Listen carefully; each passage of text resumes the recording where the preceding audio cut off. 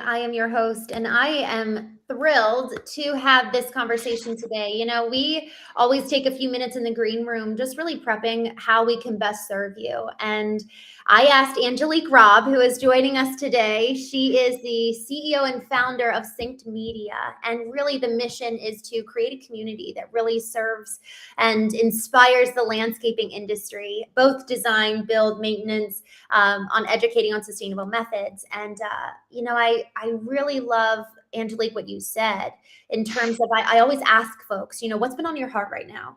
And sometimes it's like, oh, I'm thinking about AI. And then honestly, I like kind of going where the wind blows in that way. But I loved what you had to say this morning. You said that, risk has been on your mind and learning how to take risks and yeah, you were like, I don't even know where this came from. And so I'm excited to kind of pull on this thread here because for every single person, whether they are an owner of their business, operator in the business, employee, this is so important because it really comes down to what is the internal state of our minds towards Mm. life. It all predicates a belief that we have about ourselves and the world, and that allows for us to live bold or not. And so, Angelique, with that, thank you so much for joining us today.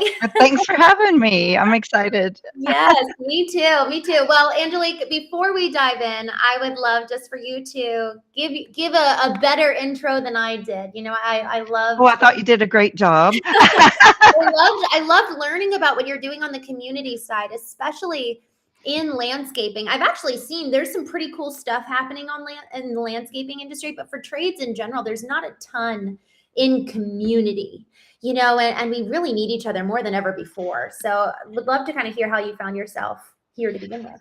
Oh gosh, that's a long story. Are you sure you want me to start that? Let's go. Okay.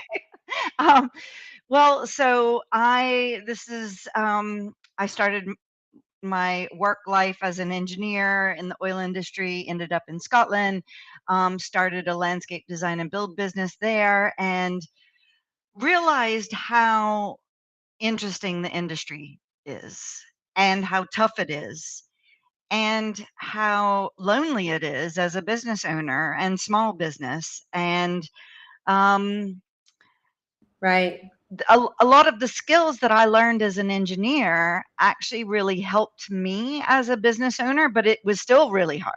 And I still probably almost lost the company a few times, Mm, throughout the growth and, you know, taking risks. I mean, going back to the conversation, but um, so really moving back to the US, it was, I recognized that although the industry felt very professional, and I'm not saying it's not professional, so don't get me wrong, but like it's very professional, but it's very siloed.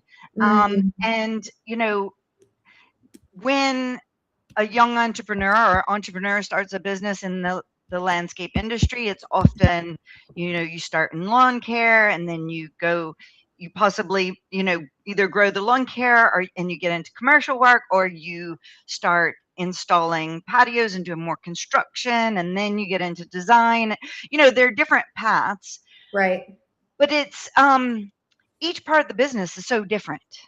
Mm, And um it's just an interesting way that the industry here in the US has evolved, and there are all these disciplines that don't really know each other as right. much or communicate as much. But really, like as a business owner in Scotland, and we often would try to do the full scope, design, build, and maintain for the life of the property.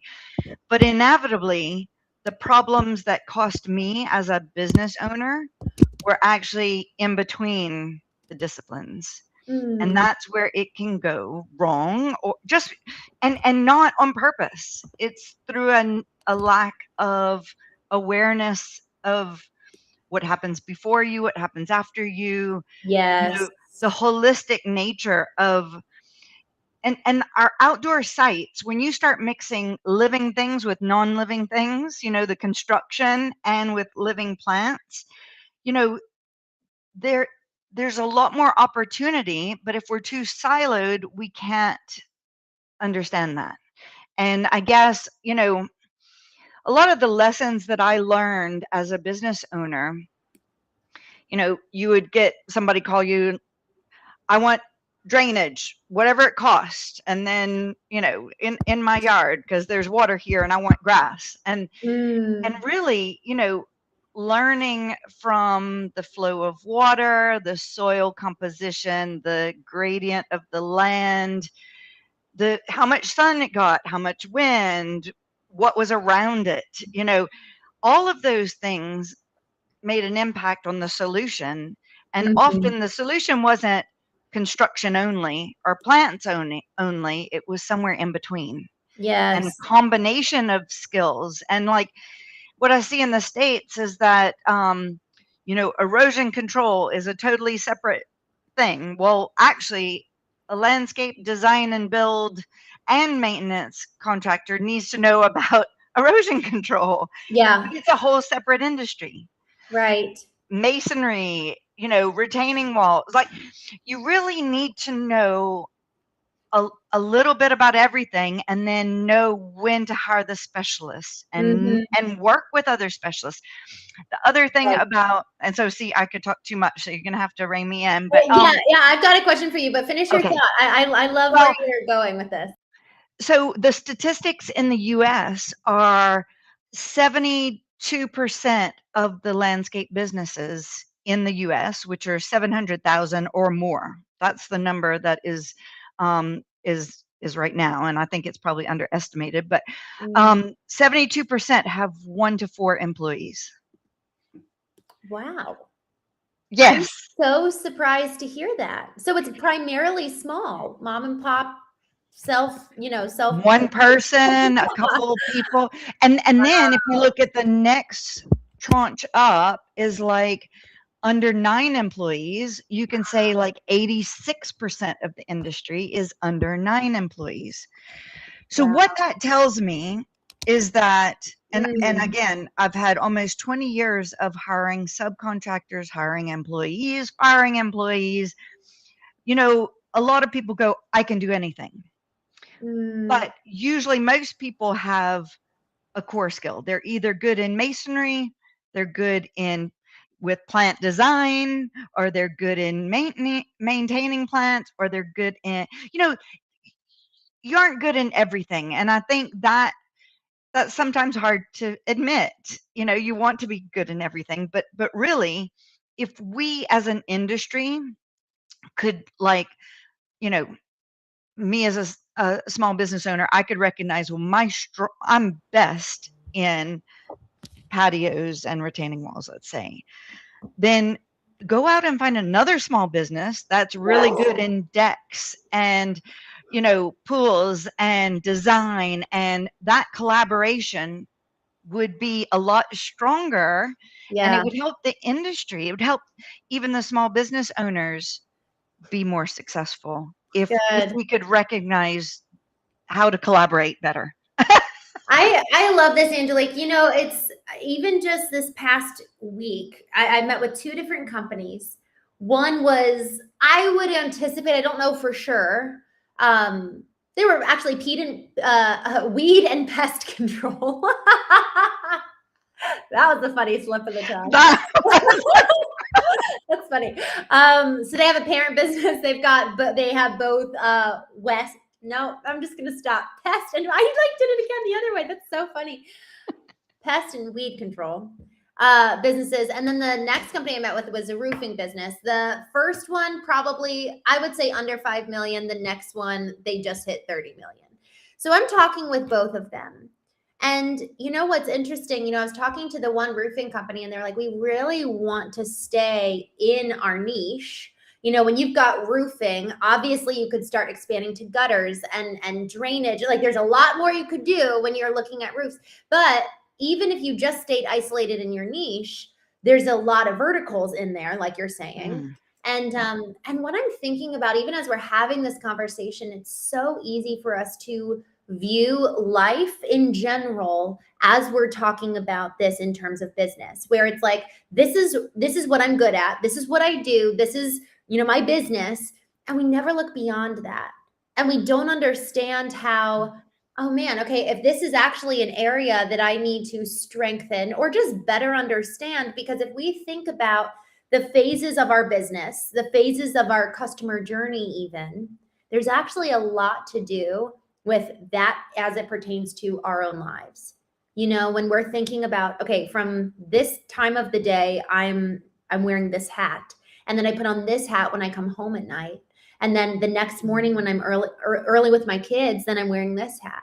And so there's multiple hats, there's multiple layers in terms of business. And so if we're really pigeonholing ourselves to not think beyond the box of this is the role that I currently play, but not actually allowing for the continuity and kind of the through lines of like, okay, if I was to step back and analyze my business, where could there be opportunity for other partners to come in, other influences, mentors, effectively just understanding in these other areas of my life that I'm not necessarily there yet, but I know that I will be at some point. And just starting to understand and kind of broaden our horizons. Because one thing, Angelique, that's so interesting to me in terms of the way that I'm thinking about this, we've got, okay, so this is my business. This is my service offering, but how much better could I really serve my audience if I had these other relationships that then I could refer people out, I could grow my business and better serve the audience, right? So looking at it from that perspective. Well, and it's not only that, and I think again in Europe you see this a lot more. Is landscape companies are like the general contractor of everything outdoors, and whether it's a garage or an ADU or a swimming pool or a patio, the clients want one point of contact. Yeah. And Right. and they want to build a relationship with one person, not 10 different people. And so you're actually doing your client a service if you understand their needs, and if you can So even manage those subcontractors, or Mhm. other groups, other businesses under your umbrella. You're actually, I mean, just think of it in just time. Um, you know, if you're doing all this work outside and you have the pool construction company, the pergola company, and the fencing company all coming to the client, and the client's like, I have to work. I can't meet with all of you, Yes. like, Right, and right. it's and it's also Mhm. that one person's work can impact another person's work. Yeah.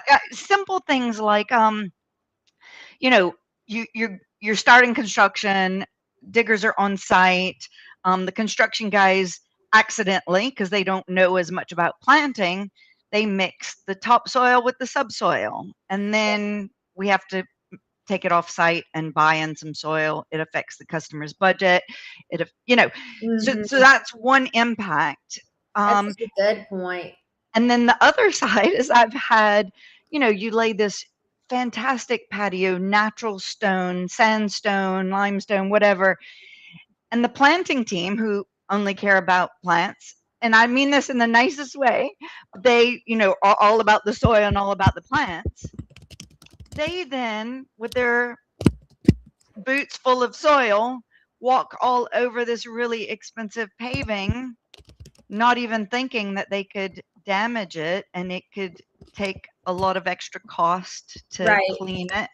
And then if it's all your company, you Mhm. need to eat that cost. I was responsible. My teams, mess something up, so that costs you as a business owner. It also costs you in reputation. Yes. um, and and then so there's a lot of interaction on sites with different specialists, and it Yeah. can go really badly really quickly. And And Angelique, even as you're saying this, it reminds me, one of our clients at the time was a foundation repair business. They come in okay, there and they completely jack up the whole yard. And so yeah, one of the biggest encouragements for them was, hey, think about who comes before you, Who comes in after you? And to your point, how can you really serve to have the referral process set up, and or potentially maybe you even start your own landscaping business? Yeah. Or Yep. acquire one or partner with one Or that exists. partner with one. Yes, Yeah. and then you're helping, to your point, having the PM be consistent across the entire project. I love what you're saying. I really love what you're saying. And Angelique, I think that this goes for, I think that this is just so broad. So, and I think you're saying this beyond the landscaping industry, because Oh it yeah. really is applicable to even, you know, our family. We've got a painting business, fourth generation.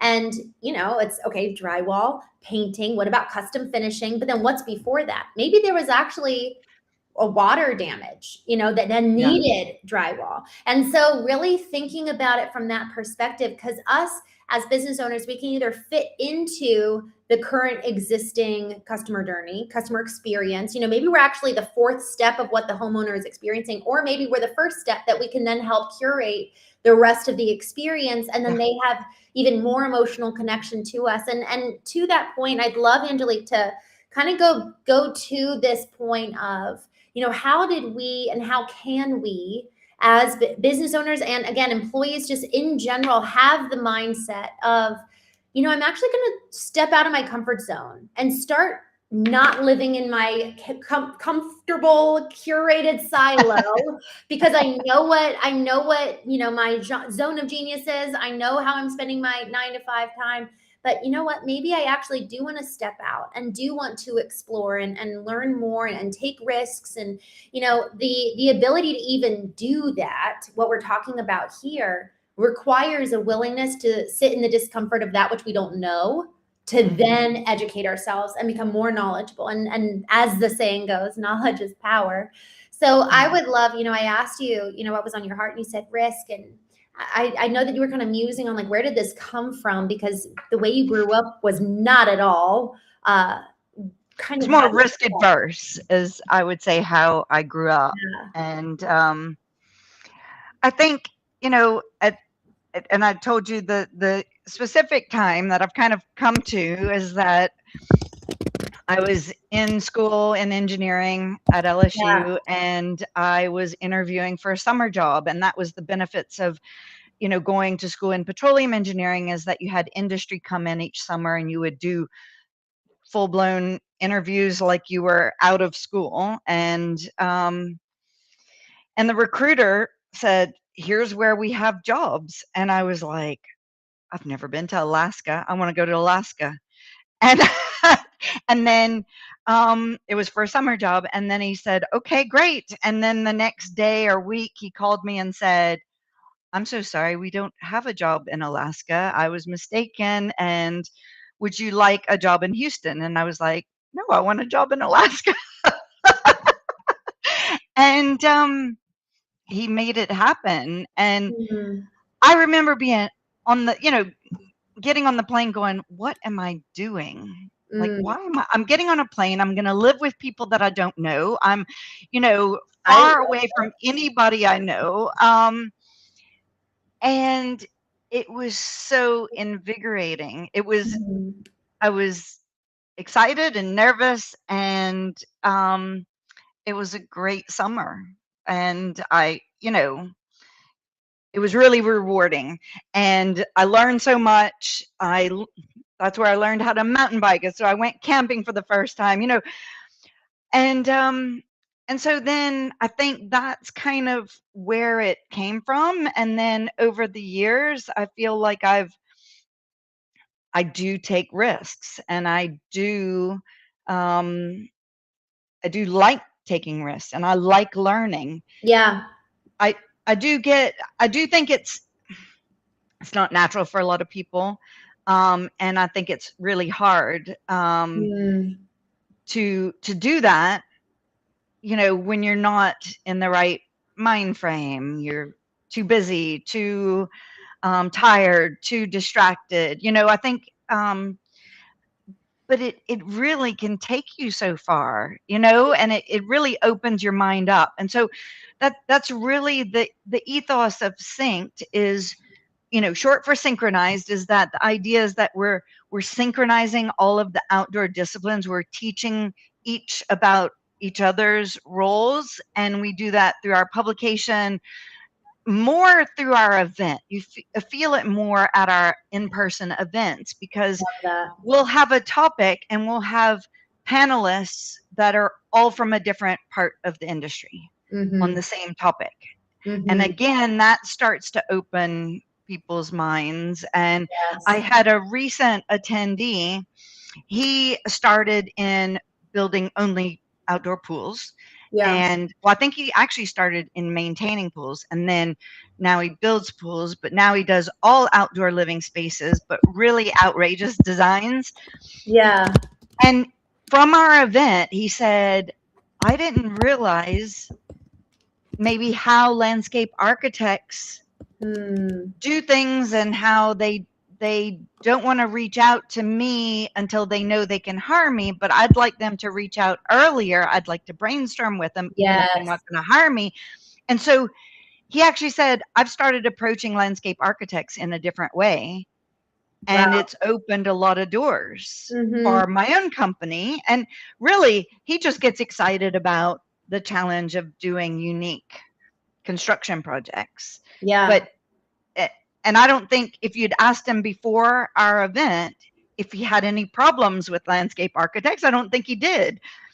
But again, when you are surrounded by people in a different part of the industry, and you can have a conversation that's a topic that everybody has a viewpoint on and a different perspective, it starts to open your mind Yes. to different ways of working, to, and generalizations. I guess there are generalizations of,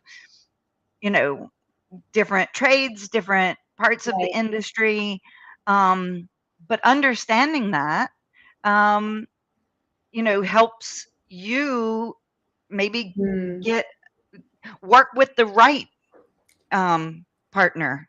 Again, talking about collaborations and things like that. It's like, okay, Right. well, you know, I want to build things in a different way. So who are the people that are designing that, and how can I meet them, and how can I prove to them that what I do is special and unique? And how can I serve them? How can I help them in their job?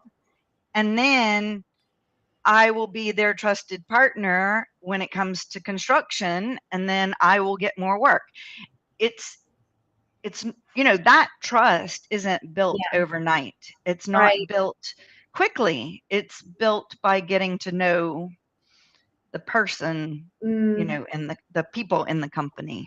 There's so many things, Angelique, that you said that I just want to double click on. One that you just were speaking on, really about getting out there. It's gotten to the point where it's easy to just stay in our own echo chamber, even if that's Yeah. an in-person echo chamber. And it's okay. I Yeah. go to the office every day, 9 to 5, and then go to the grocery store and then go home. That's what I do. But That's going the path of least resistance. yeah, yes. And to this whole conversation, being brave, and even here in the chat, I see Guy that comments, hello, my friend. He says, is it possible to be brave in not taking risks? And I just think that there's the irony there of, and then further on, he says, in no risks, there's no reward. And so it's, yeah, like you actually can not take risks, and you're not going to see the potential reward that comes from that.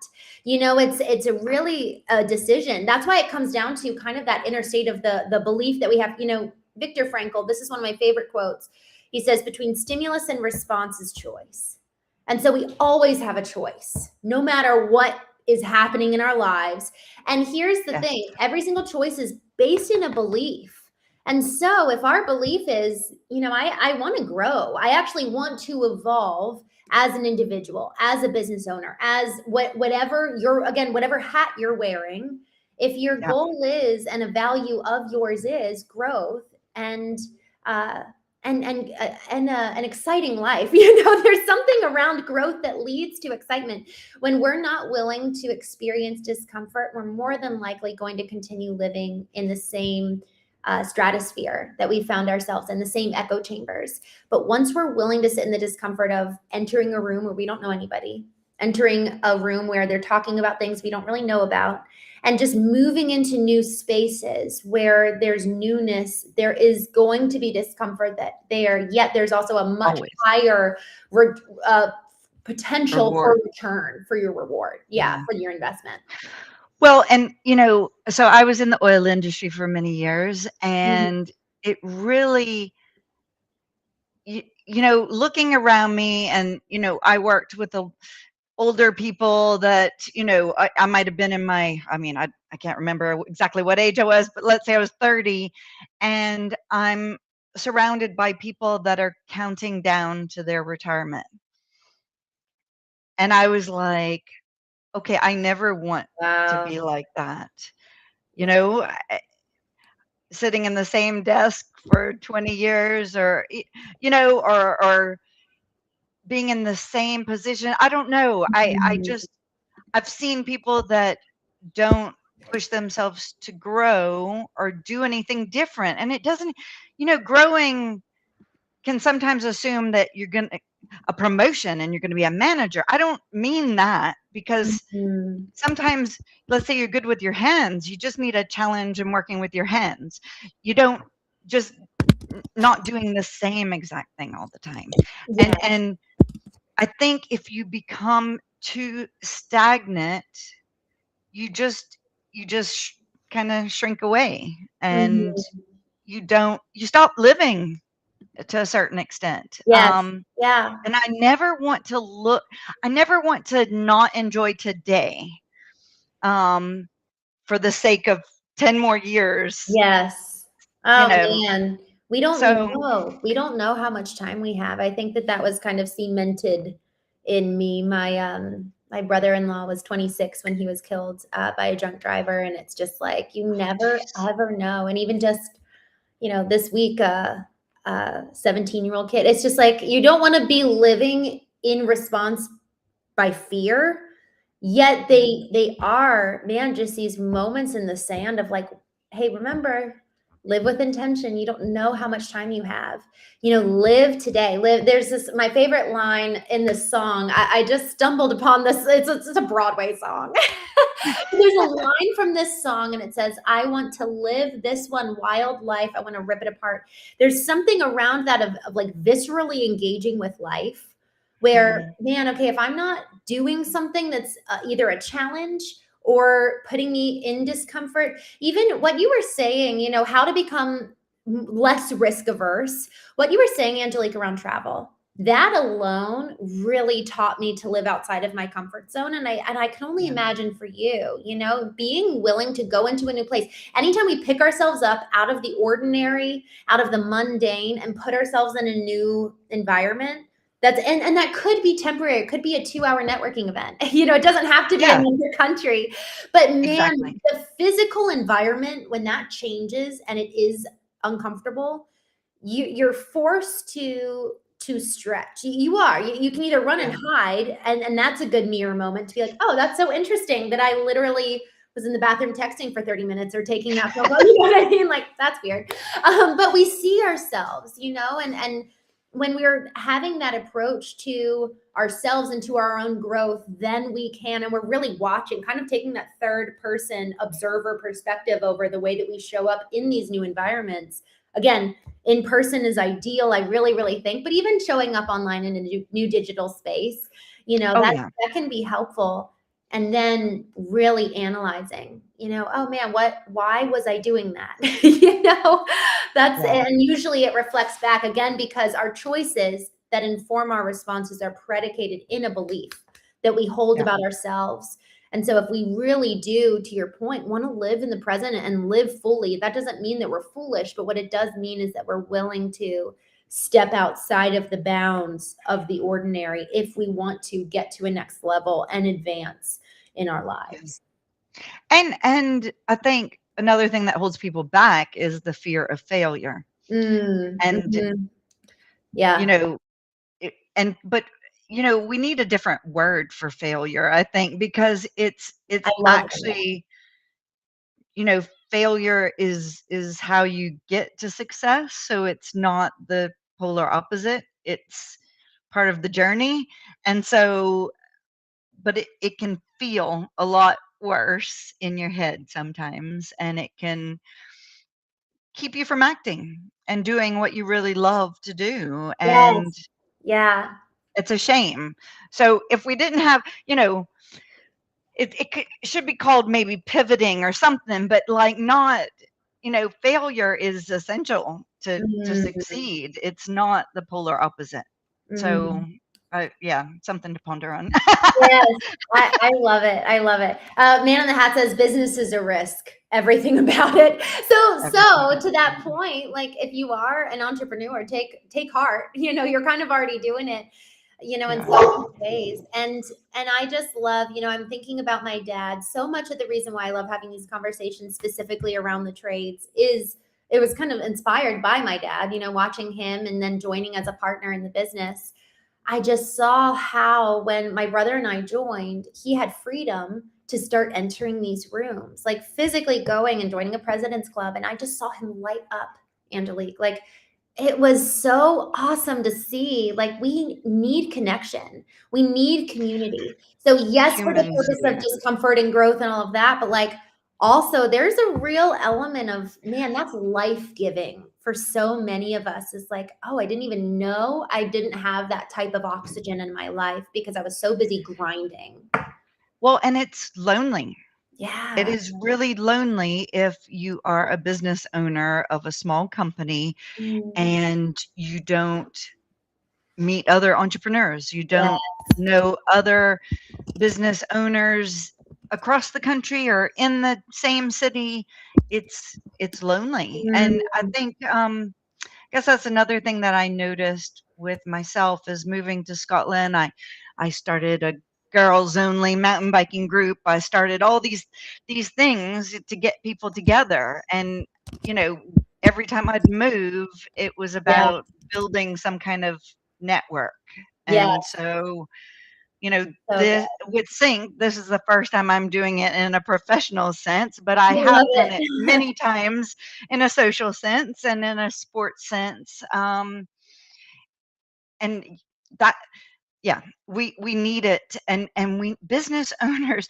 It's so isolating because I think that also if you're in the same city and you have competition and you think that you can't talk to your competition, but actually that was one thing that we did in Scotland is all the landscape designers and landscape design and build company owners, we would all get together, once a quarter or every other month. And there wasn't that animosity. And we weren't like, you know, competing with each other at that moment. We were talking about, you know, what what they're doing that's different. And, it really is helpful if people can get past the competition thing. So true. That I'm so glad you brought that up. There's a humility, there's a Yeah, humility necessary. Angelique, I just have loved this conversation. I just was thinking kind of in summary, we touched on a couple different things. First, I just am so grateful for how you were talking about the customer journey. And frankly, if you're up for it, I'd love to have you back on just to dig deep in this because what of you're course. doing is so, so important for every single industry. But just quickly summarizing, because I'm just mindful of the time here, number one, we grow as a result of sitting in discomfort. So if we Mhm. really do want to expand ourselves on an individual level, we have to be willing to sit in discomfort. And then next, we're doing it for the community, being willing to go and engage with people because honestly, we were created for community in so many ways. We were created for relationship. And then third, for the customer, we can better serve by understanding the process of bookending our services. What's the 2 to 3 steps before we come in and bring our service to the customer, but then 2 to 3 steps after. And then there's countless ways. And I'd love to do a part 2 around that specifically. Yeah, And then, great. it requires courage to go into these new rooms and, to your point, humility to learn something new and also be around competitors. So Yeah, I it's love it. worth it, everyone. Yes, yes, I love it. Well, Angelique, I'm excited for a part 2 with you. How can people learn more about Synced Media and just be a part of what you're building? Well, we're on all the social media channels, but the website is synked, synkd.io. You can Mm, reach out to me on LinkedIn, Angelique Robb, and my email address is just angelique@sync.io. We also have an event coming up in Phoenix later this year. We have lots of yay. things going on. So, yeah, reach out and join in. Wonderful. Well, thank you so, so, so much for your time. I'm so grateful for you. Y'all, Great thank talking to you. you. It was so wonderful. Honestly, it's fun. It's fun meeting strangers who become friends. I Totally love it. agree. Thanks, Christine. Y'all, thank you so much for joining us today. I will see you next time, and just take some action items. Take some steps from this. There's so much good next steps to take as a result of this conversation.